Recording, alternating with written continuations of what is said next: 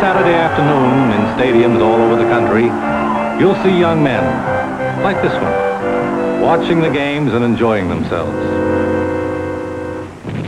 But 4 years ago, it was a different story. 4 years ago, many of our young men were on Heartbreak Ridge in Korea.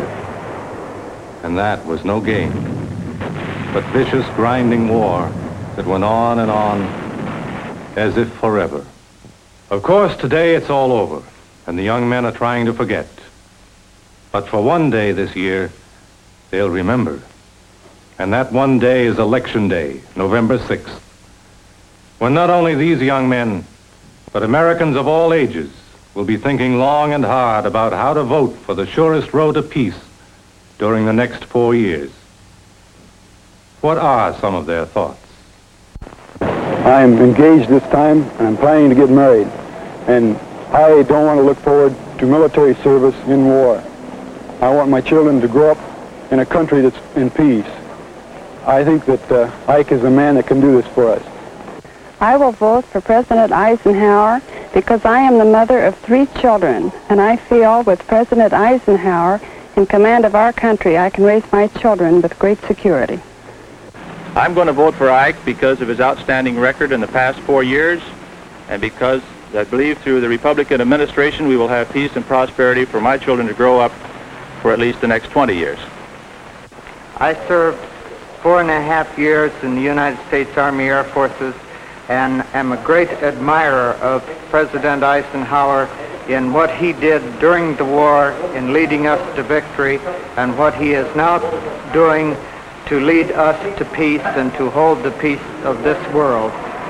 I have an 18-year-old son, and I am so grateful to Eisenhower for giving him an uninterrupted education.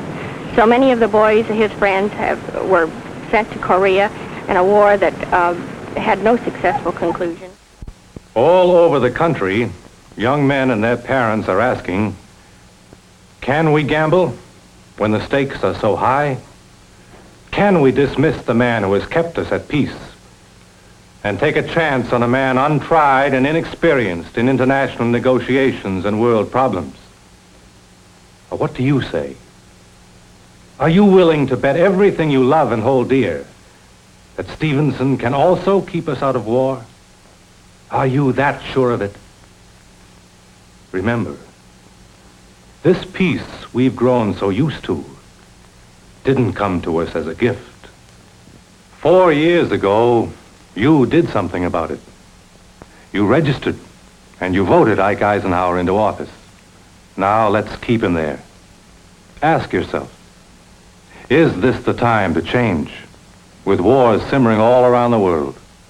During the past 4 years, President Eisenhower has kept this black headline off the front pages of our newspapers because he knows at first hand the terror and misery of war. As he has said, we witness today in the power of nuclear weapons a new and deadly dimension to the ancient horror of war. Humanity has now achieved, for the first time in its history, the power to end its history. This truth must guide our every deed. It makes world disarmament a necessity of world life. For I repeat again this simple declaration. The only way to win World War III is to prevent it. the National Citizens for Eisenhower-Nixon have presented this message to all thinking voters, regardless of party affiliation.